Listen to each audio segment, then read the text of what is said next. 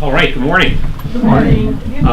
So first I want to thank Tip of the Mitt for their participation in our area committee. One of the responsibilities I have as a sector commander is we have area committees all over the United States within each sector, and what they do is they focus on our preparedness to respond to pollution. And within that, our area committee for Northern Michigan has been really active, and we try to look for ways to improve our readiness. One of the things that we've done to do that is we've talked about in-situ burn as a potential response tactic if there were to be a spill on the Great Lakes. Before I get too far, though, I do want to just really quickly introduce my team. We've got Lieutenant Rachel Wellman. Morning. She's my Chief of Incident Management and really our subject matter expert here for in-situ burn. And she's got Ensign Susanna Peters on her staff. Their boss, Commander Sean Edwards, he's my response department head. He came from being the executive officer at the Atlantic Area Strike Team, so that's one of our high-end pollution response units, very, very highly trained in that world. Brought Mr. Brian Strikert, our civilian employees. He is our contingency planner, so he helps make plans for how we're going to respond to a spill in our area of responsibility. He also is responsible for getting our Northern Michigan Area Committee together a couple of times a year so that we can kind of improve our margin of readiness.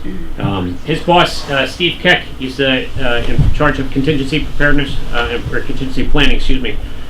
He previously had Brian's job, so he's intimately familiar. He's also one of Petoskey's own. Well, go Northman. So he was happy to come back down. And then I've got my Deputy Sector Commander, Carolyn Moberly. She has served in every sector on the Great Lakes with the exception of Detroit, so brings with her a wealth of knowledge regarding the Great Lakes. But Rachel's going to do most of our talking today. But real quick, just for a bit of background, how we got to where we are today. We prepare for contingencies on the Great Lakes and in our area of responsibility from a variety of threats.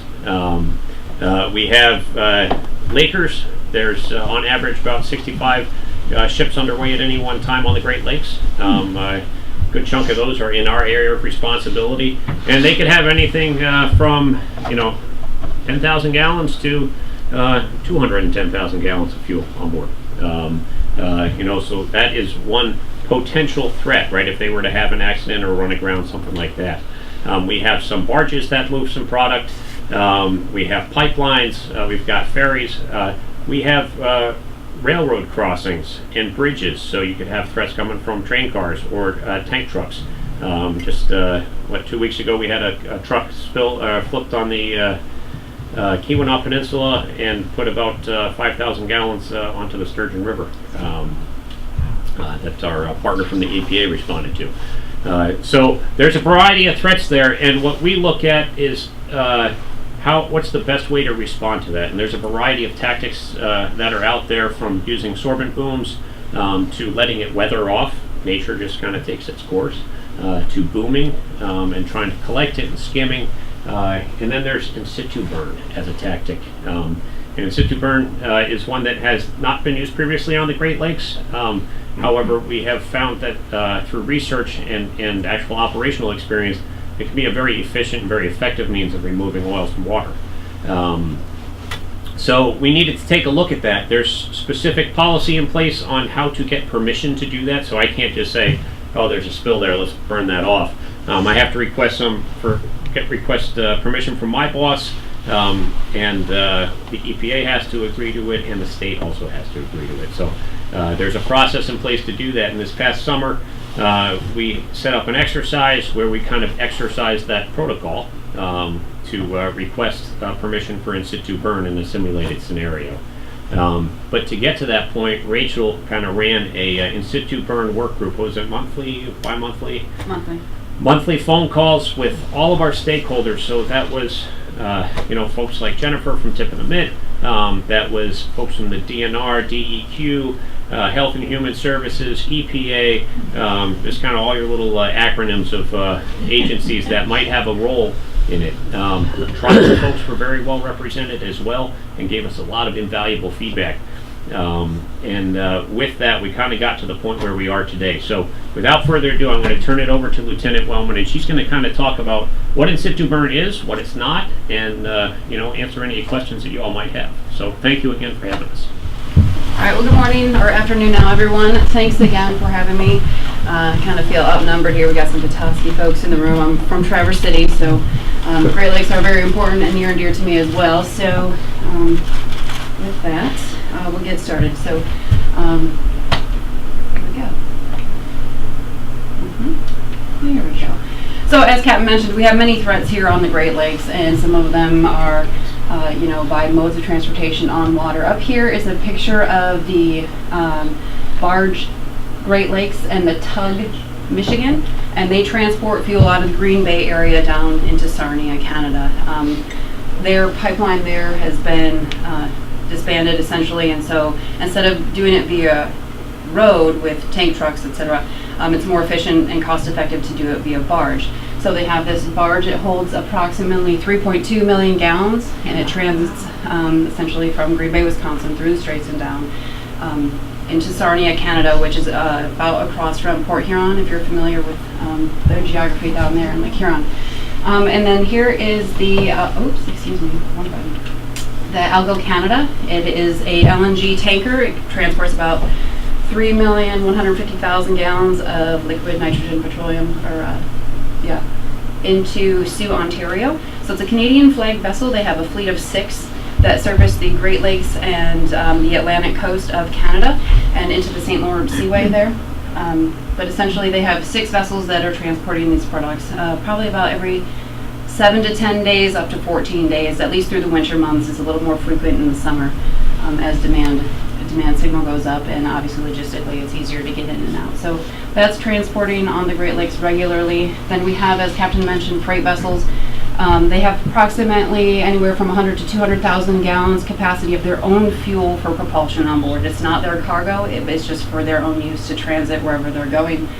This is a picture of the Roger Blau. She ran aground at Gros Cap Reef, which is in the Lake Superior portion as you enter into the St. Mary's River heading towards the Straits area. She was overtaking another vessel, so essentially that's kind of what passing in seaman terms, so you go around a vessel. It was a marine casualty, vessel under tow, so they went around and didn't navigate that portion of the channel quite right, ran aground. No pollution associated with it, which is a win all day long, but still obviously potential to do so. And then of course we have the pipeline. So those are kind of some of the things we see regularly in our AOR. Excuse me, Yes. I hate to interrupt, but there's another barge that comes into Sheboygan. Right. So there are, and that's Where does that come from, and where? Is that Come out of Green Bay. out of Green Bay? Green Bay into Sheboygan, about every 7 to 10 days. Okay. So they're transporting all the time. This isn't obviously the only ones, but these are just the things that we do see. So here is the Algo Canada. This is off my back porch on Saturday, the 17th, so just a few days ago.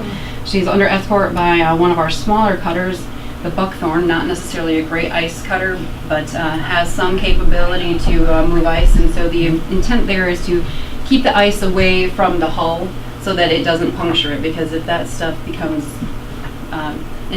compromised, it could be a giant problem. So there's our little cutter there, the Coast Guard cutter, just kind of breaking the way for the Algo Canada to come through. So here are the main shipping routes on the Great Lakes. Obviously they kind of reach everywhere. And as Captain said, there's about 60 to 65 vessels on the water at any given time. Obviously in the winter that's an average. The number will be a little bit smaller, but then in the summer it's going to be drastically larger. So about 60 to 65 vessels operating at any given time on the Great Lakes. And then here's the route for Line 5. Certainly the only portion that crosses the water is right there in the Straits, but large potential for damage should there be an incident. And so if something were to happen, so here's kind of the behavior of oils and what it's going to do. It reaches the surface. It's going to immediately start evaporating. Those light and volatile organic compounds are going to start evaporating off and going into the atmosphere. At the same time, the wave action and the wind action is going to emulsify that oil. So a liquid kind of mixing together, and it kind of mixes that mousse and whatnot. At the same time, it's going to spread, right? So the lighter the material, the lesser the viscosity, and it's going to want to spread and reach everywhere it can go. So it's going to do that. And then you're going to have regular biodegradation, natural enzymes and things that break that stuff down, and it's going to support dispersion, which is it filtering through the water column and reaching the outskirts. The toxicity doesn't necessarily go away when these things are happening. So whatever's in that oil as it's filtering down through the water column is still going to be there, and so whatever it comes in contact with has potential for exposure and damage. Excuse me. No, Yes. How much biodegradation can there be in the Great Lakes with the water so cold?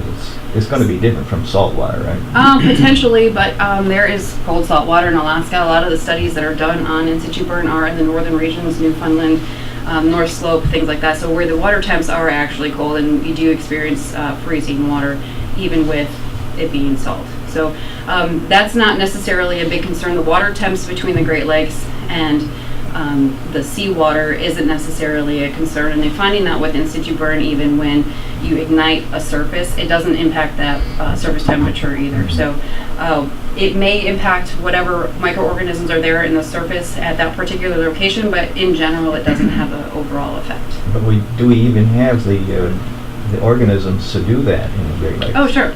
There might be slightly different ones, but I mean, in the water, if you take a sample of it, there's all kinds of microorganisms at any given time, and some of them do use carbon-based, food sources, and so that would be where this would come into play. Some oils don't float, they go right at the bottom, don't they? Some do. Those are called sinking oils. They're called a Group 5 oil. We don't typically have those in our area of responsibility. We keep saying AOR's area of responsibility, and so for Sault Ste. Marie, it's from about Traverse City across into the middle of Lake Michigan, Alpena across into where Canadian U.S. waters meet, and then northward into Lake Superior. So that's sector Sault Ste. Marie, and then on the Huron side and south is sector Detroit, and then from Traverse City south is sector Lake Michigan, which is in Milwaukee, Wisconsin. And so those sinking oils are going to be your asphalts, heavy crudes. Those aren't transported necessarily on the Great Lakes, at least up here.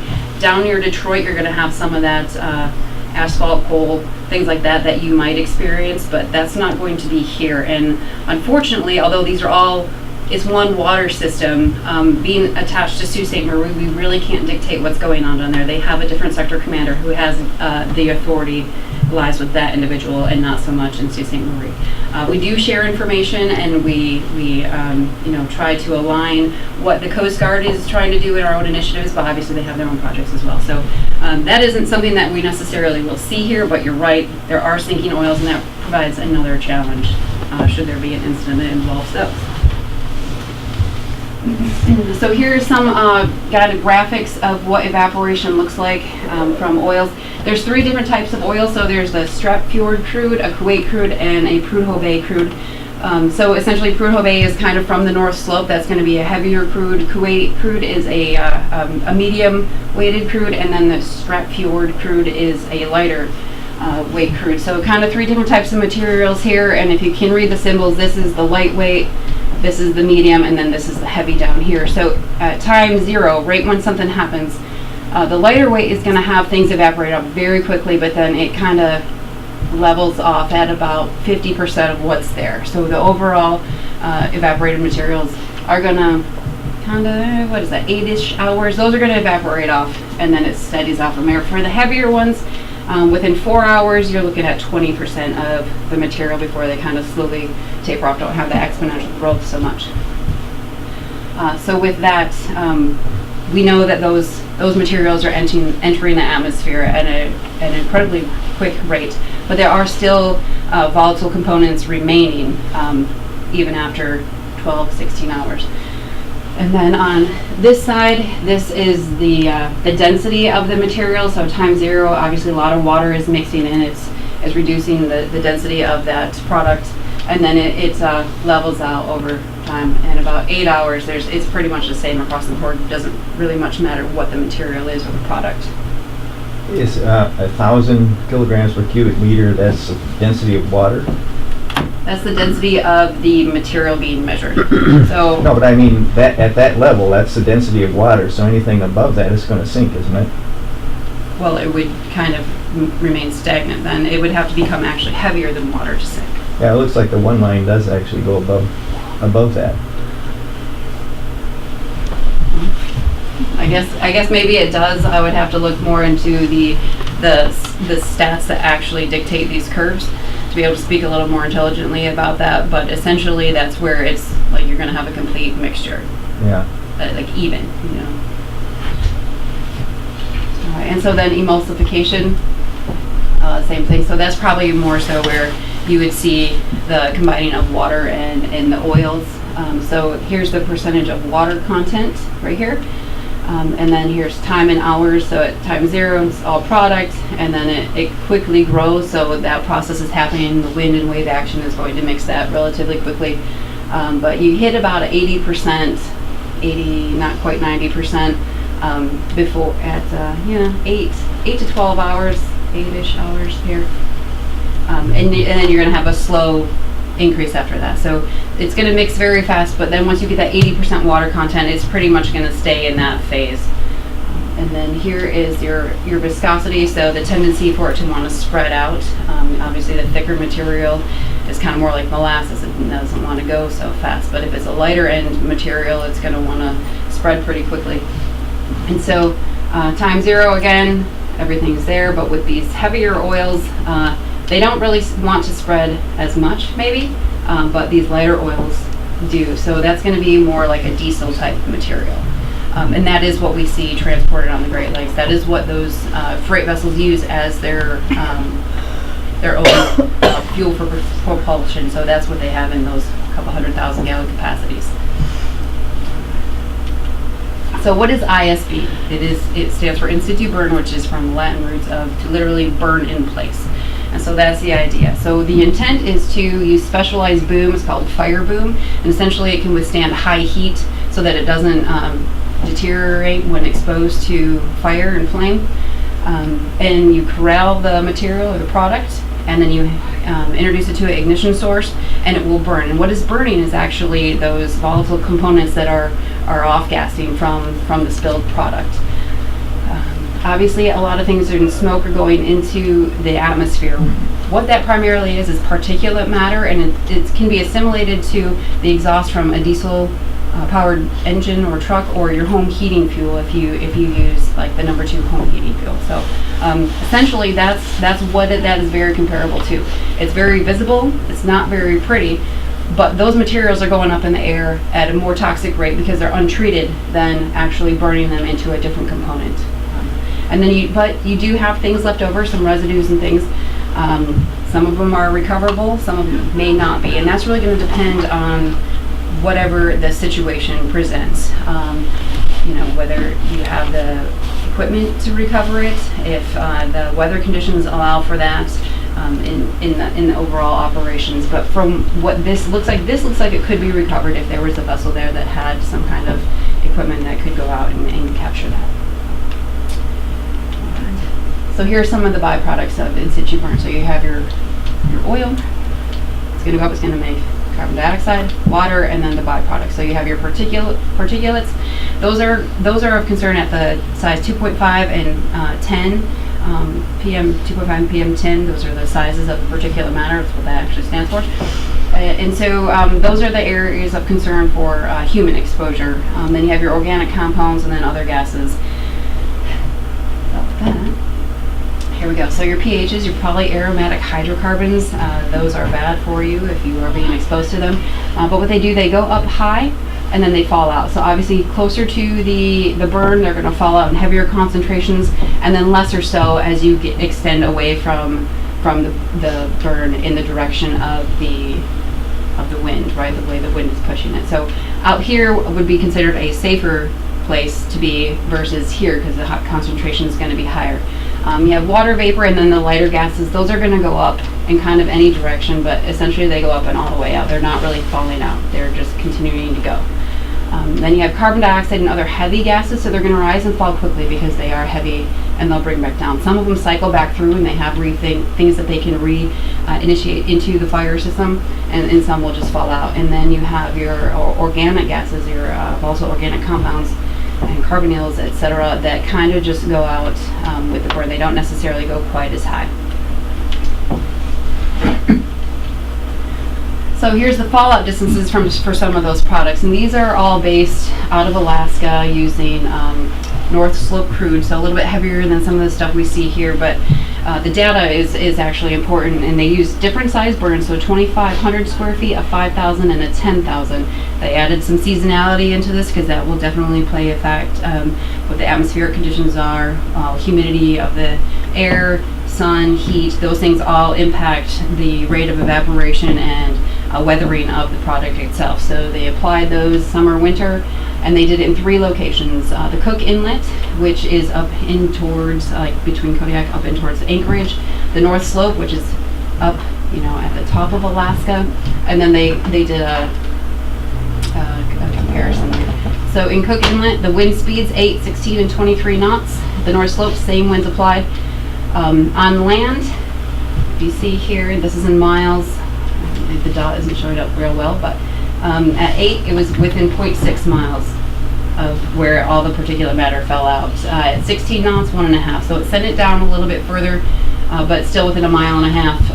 The constituents of concern were essentially have fallen out. And at 23 knot winds, 1.8. So not that much further, even though it's kind of a significant jump in the wind speed.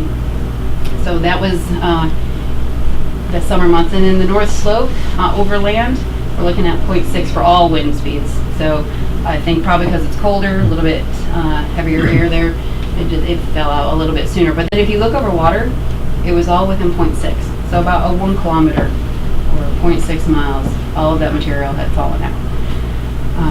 In the winter, same. For a 5,000 square foot burn, same wind speeds, very similar results. So less than 0.6 miles for 8 knots of wind, 1.2 for 16, and 2.4 for 23 in the summer. And then in the winter, again, same. It's a 0.6 miles distance where all that stuff traveled, and it was no longer considered a problem beyond that distance from the fire. And then But doesn't it come back down into the water then? right, but it's considered to already have been, it's like chemically changed, right, because it undergoes a fire. So it's no longer what it was as the constituent of the product. It is now changed and no longer of concern. Does that make sense? Yeah.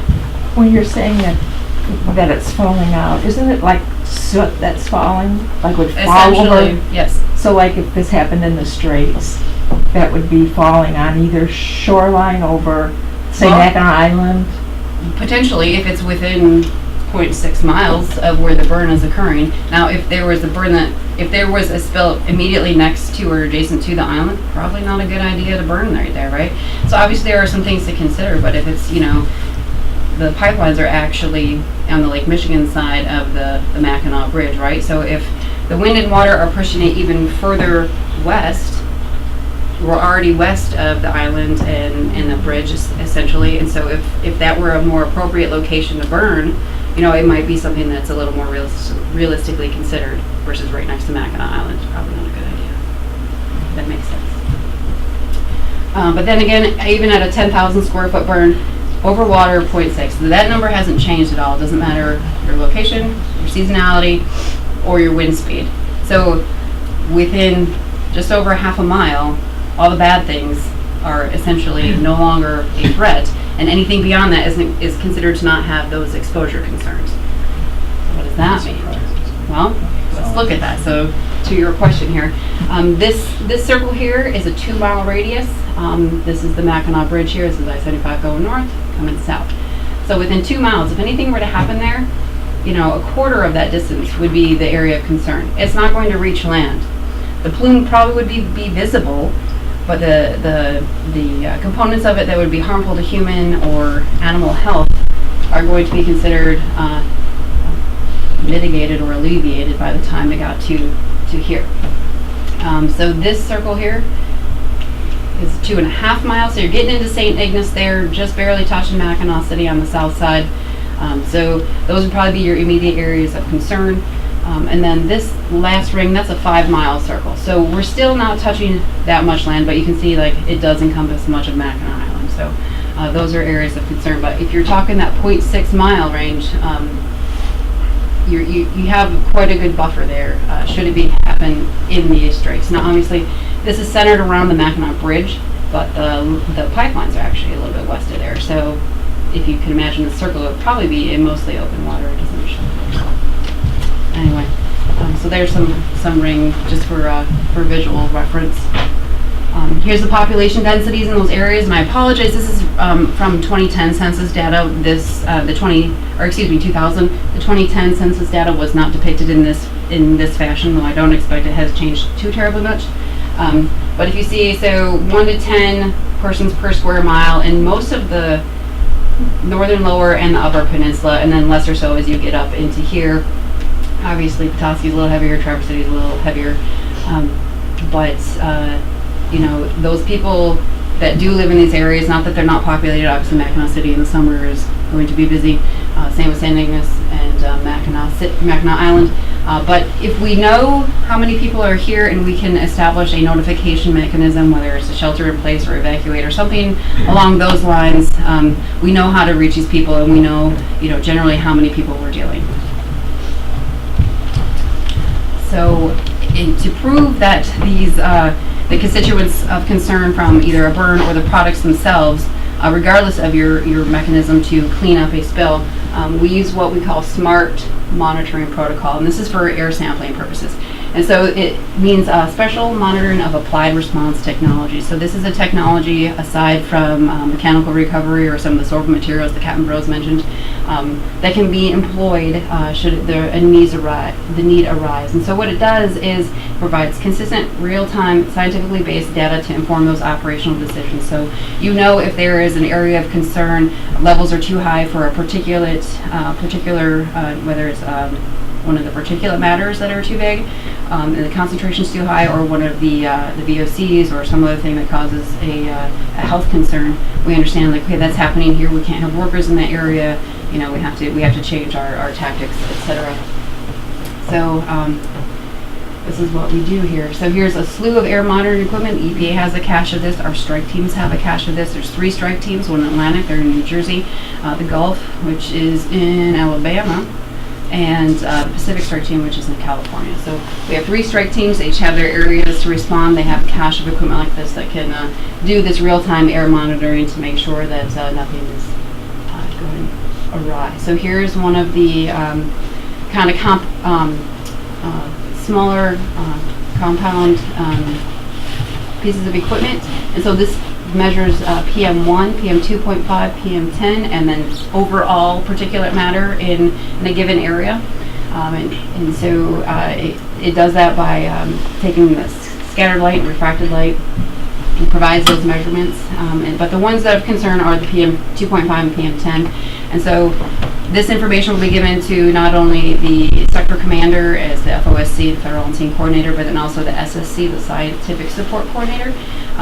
They're typically a person from NOAA, so the National Oceanic and Atmospheric Agency. They're assigned, every district in the Coast Guard has one. Some of them are commissioned officer billets and some of them are civilians. So, but we always have that capability, and they can run numbers and trajectories and things like that and incorporate this data into usable information. So with that, here's some estimated airborne emissions from burning crude oil. Again, not typically what we see here, but that's kind of what all the studies have been initially based around.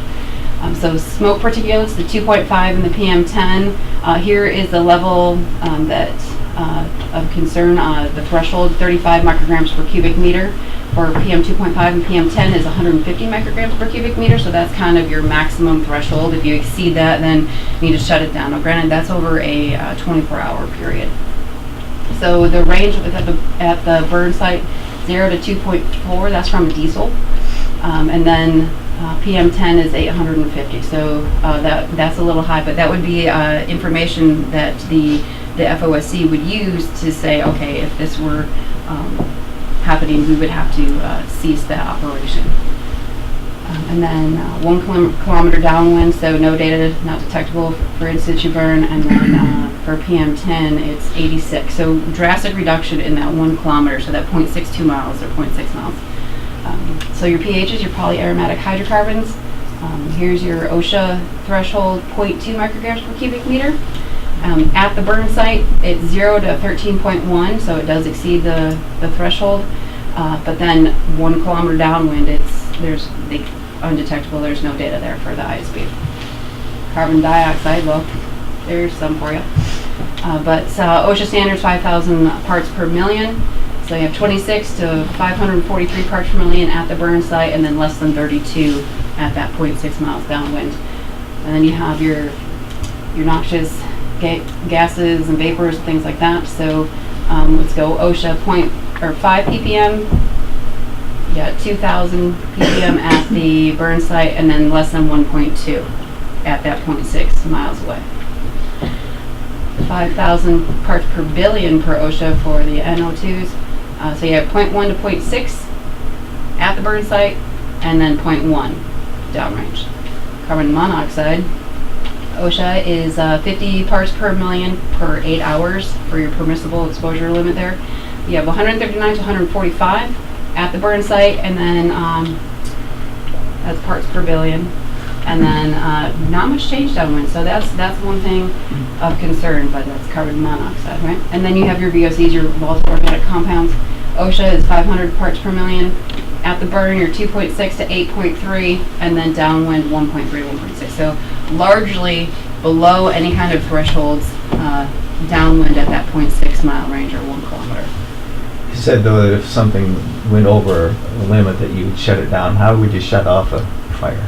Well, you could release the boom, so then whatever material you're corralling there, spreads out, and then it's not thick enough to burn. It doesn't have the rate of evaporation, because you are burning the volatiles, right, of anything, right? That's how things burn.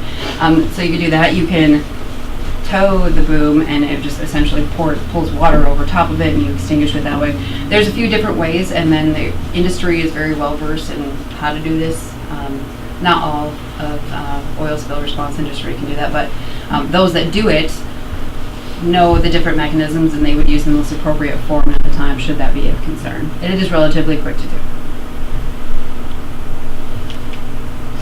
And so here's some of the health effects. You have acute and chronic, nausea, dermatitis, numbness, respiratory sensitization, pupil diabetes, things like those are your acute effects. You get them from benzene, cyclobenzene, ethylbenzene. This is probably nothing new. And then your chronic, if you have continued or repeated exposure, your dermatitis, defatting, dry and cracky skin, peripheral nervous system effects is probably one of the more concerning. Anemia, you can have liver and kidney injury as it's trying to filter that stuff out of your blood. But that's going to be a longer term exposure for something like that, which can happen if this stuff impacts the shoreline, and then you're laying on the beach every day in the summer for 30, 40 years of your life, however long you're in northern Michigan, if they're not completely cleaned up. Chemical hazards of spill oil, so your inhalation for the VOCs can respiratory tract, drowsiness and fatigue, hydrogen sulfide, sudden loss of sense of smell, and you have acute effects. If you're experiencing hydrogen sulfide, that's probably bad. And now you have dermal contact, can do all kinds of things, irritation of skin, mucous membranes, things such as that. Effectiveness of ISB. So it is very capable of removing a large amount of oil in a very short amount of time. It's not always going to be an appropriate thing to do, but it can be utilized in that fashion. And so if you have a brush skimmer, so essentially that's kind of like a drum, like a 55-gallon drum, right? And it spins through the oil. It kind of has a squeegee on it, right? And the squeegee is essentially kind of wiping off that oil into a collection area. That's how that works. A weir skimmer is kind of on a float, and you try to balance it at the water surface and let the oil flow over the top, and then it centrifuges it out into a collection mechanism that way. Then you have dispersants, which is adding a chemical to the oil and let it going down into the water column. We're not talking about that here, but that is a tool they use elsewhere. You don't have the depths or the water volume to really even consider that, but it is an effective means of removing it from the surface.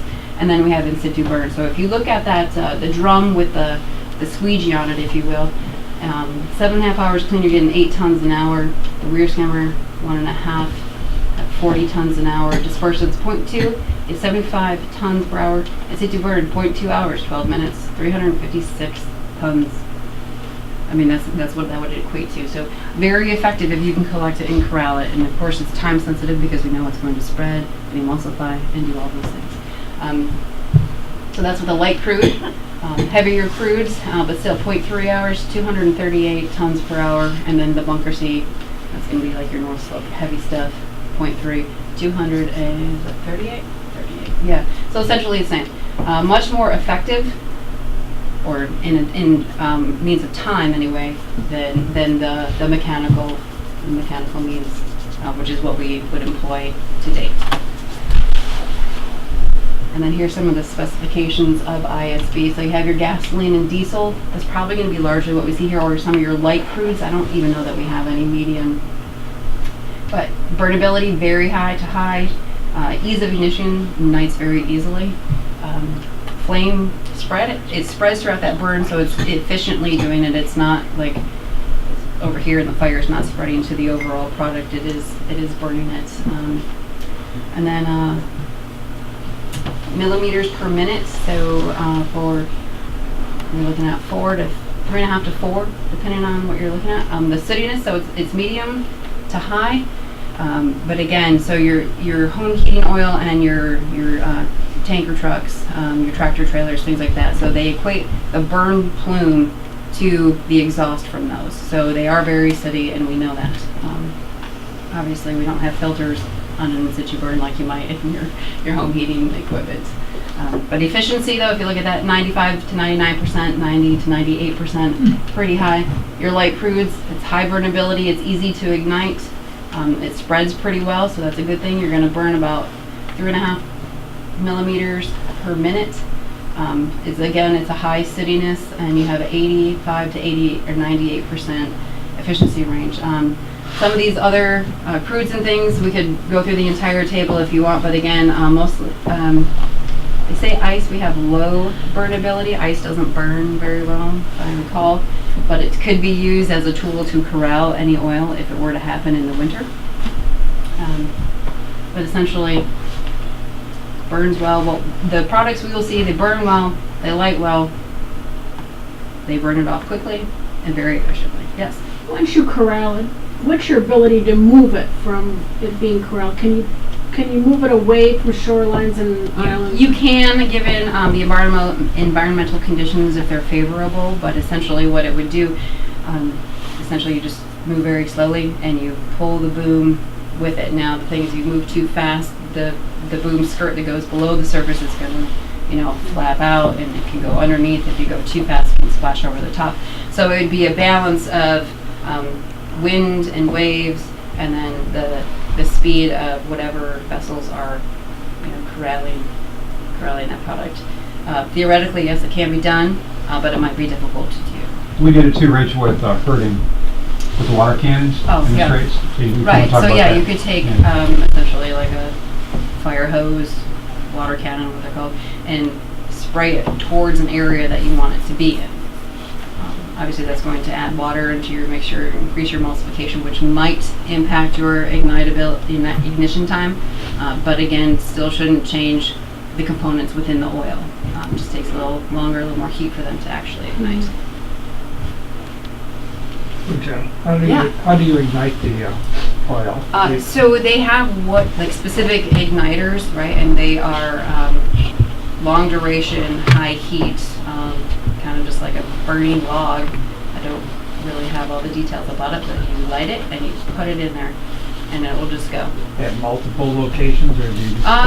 You can do Yeah, multiple locations, I guess, but it would really depend on the situation, scenario, the area. Obviously, if you remember the BP spill in Deepwater Horizon, they had multiple fires all the time. I'm not sure that's something we would entertain here. Probably start with one, see how it goes, right? So use the ignition source on the fuel and go from there. By the time we even got to that type of decision, we might be too far in to even burn any more oil. It might be too weathered, etc. So not really sure how that looks, but they are specific mechanisms that are developed to burn oil on water. Do you have a response time mentally that if we don't get there within X number of hours, it would be a waste of time to move the equipment? It really depends on the product that's spilled and how quickly it would weather, evaporate off. Environment's going to play a big role in that. If it's daytime in the summer, sun, it's going to evaporate things off faster than if it's winter and it's sitting on, underneath a pile of ice. But I would say probably within the first 24 to 72 hours if a decision isn't made, probably not going to be an effective mechanism for combating an oil spill.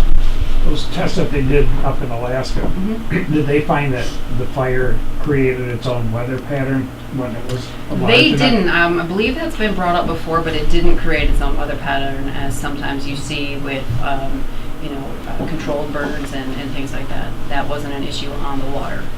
If they were to do an in-situ burn on land, it might be different. So here are some air monitoring locations that we have standard throughout the state of Michigan. We've got some in Marquette.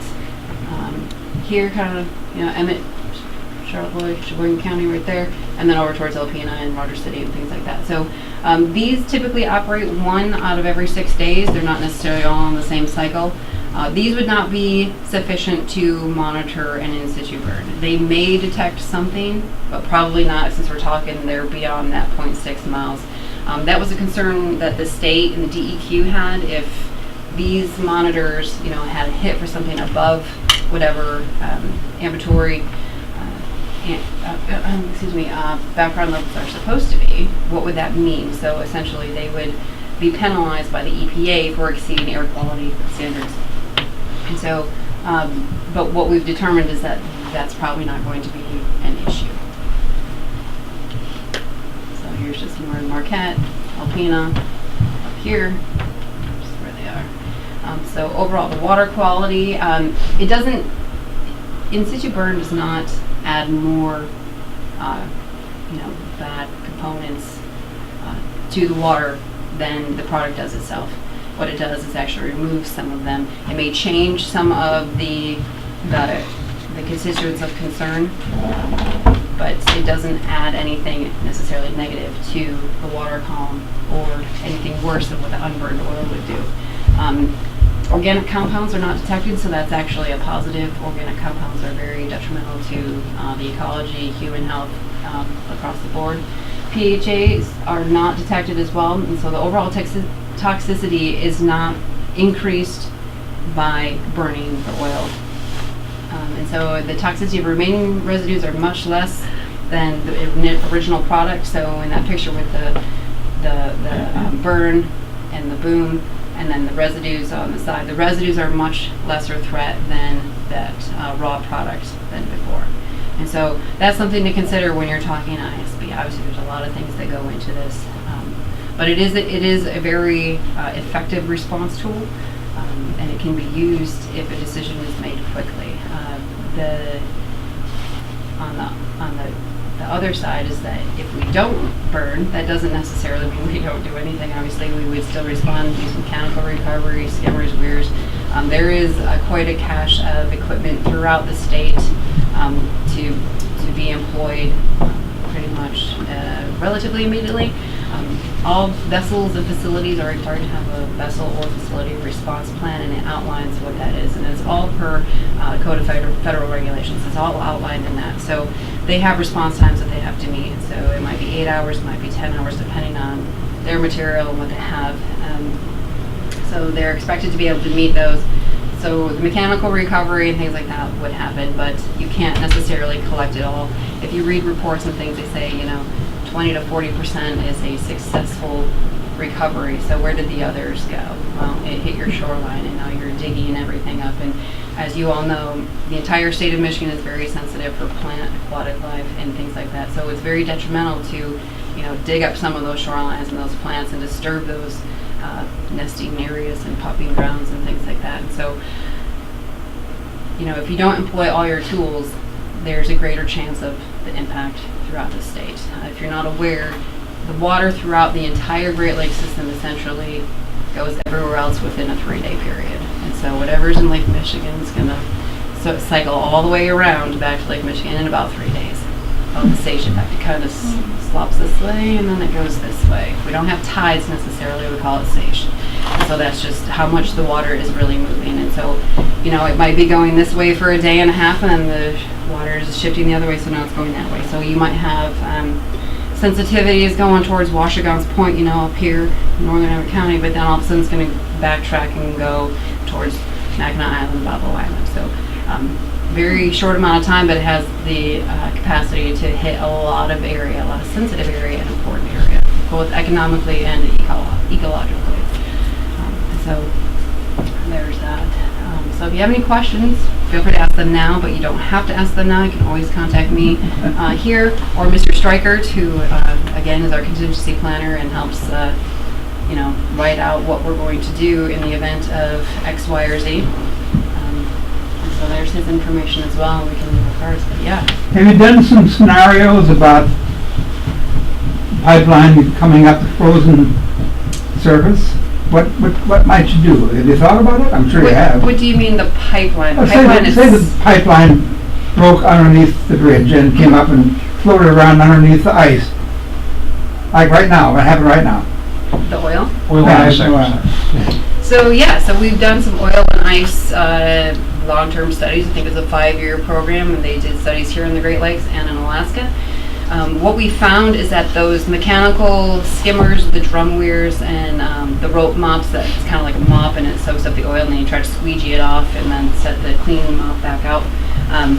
They freeze very quickly with the winds and the temperatures. Mm-hmm. They freeze. They're not as effective as you would expect them to be, and so that would drastically hinder your recovery rates. If it's underneath the oil, and depending on the integrity of the ice, you could actually, drill through underneath the ice. Drill through the ice and try to get it to come to the surface that way. Use vac trucks, other things like that. But if it's open water, as we're kind of going to be approaching that very soon with the spring coming, that would definitely compromise the ability to do something like that with the ice not being there. But if you had a vessel that had to come through, their equipment freezes very quickly. You have to have heated lines. That's sometimes hard to do. Just with logistics, you have to have diesel-powered heaters and things like that, running hot water through hoses so that they don't freeze up. And Steve, you might have more, but I mean that's the general consensus. Yeah, we did a lot of studies with Michigan Tech to use the underwater remotely operated vehicles that could go underneath the ice shelf, and they could use like forward-looking infrared radar to detect where the oil is. Is it embedded in the ice? Is it in the water column? So we use a lot of that technology, and then you can also slot the ice if you identify where the oil is. You can slot the ice, you can burn it or recover it that way as well. So when you're talking about, we've been chasing this for about 8 years now, and we did drills in 2011, 2012, and 2013 in the winter in the Straits to test all this different equipment. And this is really what drove us to this point about in-situ burn, because we realized that in-situ burn might be one of the best tools for oil and ice recovery. So that's how we got to this point today. How long would it take to get some of the equipment you mentioned earlier, like the fireproof boom and the air detection equipment? How long would it take to get that equipment to the Straits area? So there are some kind of immediately available. The fire boom and things like that, that's really not necessarily in our area yet, because this whole idea is still very new. It's not a cheap expenditure, if you can imagine, but there are companies willing to do it, and they're willing to share amongst each other in the event that company X had an incident, but company Y has the equipment. They would share it and they would figure out the costs and things on their own. That's fine. Really what everyone wants to do is protect the environment, because we still need to ship these fuels and get homes heated and things like that. So that demand won't go away, and so we are going to have to ship things on the water or alongside the water, very near proximity, which obviously has a chance for an incident to occur. So although this stuff isn't immediately available, it could be if they were under the comfort level that it would be accepted and approved as an option to combat or mitigate pollution. The air monitoring stuff is more so available. EPA has some, Coast Guard has some. It can come from everywhere. A lot of the local emergency managers have some, and so we would just kind of compile it and build a suite that way. So that's much more readily available and would be employed regardless if in-situ burn was used or not, because we do have to monitor those, those harmful components, so that even the responders out there, we protect them, because that is, obviously the protection of health is #1 priority for the National Contingency Plan. But looking at that time with those charts that you put up, I'm guessing it would exceed those times where I think several of them were 8 hours before it would, the evaporation has occurred, and then that's starting to weather and sink and spread and whatever. I'm not sure what your question is in regards to that. Well, to get that equipment here, is it going to be past those time frames that you showed on the chart? So the equipment to burn isn't going to, the evaporation rate isn't going to mean that you can't burn it anymore. What I was illustrating with that is that stuff's going in the air regardless of right, but then not. below the evaporation stage, then you showed where it starts to weather and it's dispersing, and right. So would the equipment not arrive until it's way past where now it's dispersed all over and sinking and... Well, so if that were going to be the case, then we wouldn't probably employ a burn or really even consider it. But typically, if an incident occurs, we are notified of it relatively immediately, and so steps would be taken from there. Now, if the specialized equipment were to be purchased by any of the companies, they could place it where it would make most sense. For example, if it was a pipeline situation, Enbridge would probably keep it in the Straits somewhere, right? So immediately deployable. If it's one of the barges or, the Canadian tanker vessels, they would keep it somewhere that would make sense, maybe in Sault Ste. Marie, Ontario, or maybe in Sarnia, or maybe somewhere in between. It would really depend on what company, invests in that kind of capital and where they determine is their most appropriate place, if that makes sense. Ma'am, to your point, so we've made incremental changes in the short 6.5 years that I've been in Sault Ste. Marie. We've seen a pretty remarkable growth in response equipment that's in our area of responsibility. The grounding we had in the upper St. Mary's River 2 years ago, well, now there's a cache of boom in Sault Ste. Marie that never used to be, it was never there before, and now it is. We're seeing it in Sheboygan, we're seeing it in Mackinac City, and so companies are kind of taking that proactive step to position things, in the right spot, right, for exactly that reason, because time is of the essence. You have good arrangements with Canada that you can borrow stuff back and forth? We do. We have what is called the CANUSLAC, or Canada-U.S. Lakes Agreement. We put everything in acronyms, so I apologize for that, but that's essentially what it is. And so we have a direct line to the Canadian Coast Guard, who is responsible for overseeing their oil and pollution response tactics, such as the U.S. side as well. And so we work regularly with them because it is a shared waterway, and so they may have concerns and things like that. But yeah, so we talk. They have a cache of response equipment on the Sault, Ontario side, large amounts of boom, trailers, trucks, and essentially it's a phone call and say, hey, send your equipment, and they'll get it rolling. The funding, that's the different side, but that can all be worked out, Good.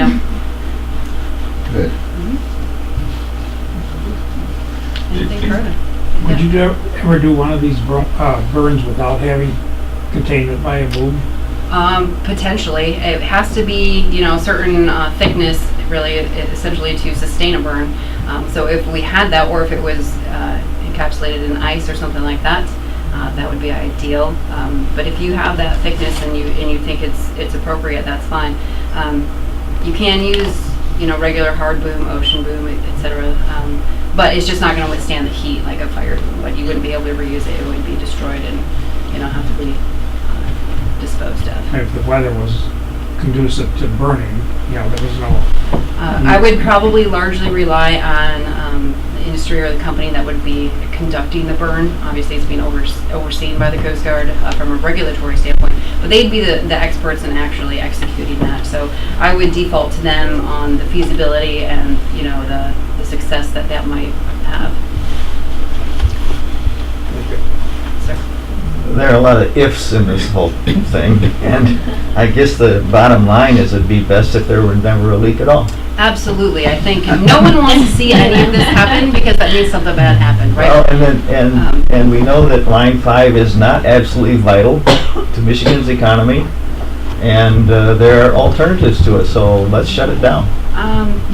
Well, it might not be vital to Michigan's economy, but it does supply quite a bit of the propane to the UP and the Northern Lower. And so those are numbers I don't have, and it would have to be crunched on, because if we change the source, the end user or the consumer is probably going to have to pick up the change. And so with that... those propane issues can be dealt with without the pipeline. So to your point, sir, the Coast Guard's perspective here is we're a response organization, right? And so we're kind of agnostic on the position of the existence of Line 5. But what we want to do is prepare for any spill, right? Regardless of the source. So whether that's a laker plying the waters, it's a pipeline, it's a tank truck, it's a rail car. We need to position ourselves so that we are best prepared to respond to any spill. I think I was aiming my comments to the other people. Absolutely. No, I understand what your position is. So Roy, show a lifeline there. No, I'm not at all critical of the Coast Guard. I think you're doing a great job, and we really appreciate being here. Yes, sir. I think we should point out, too, that we've also done exercises in the Banastique and in Indian River, other places where the pipeline passes through. So not just the Straits, but other places where the pipeline is in close proximity to the Great Lakes. So not just the Straits. So we do exercise in other areas as well.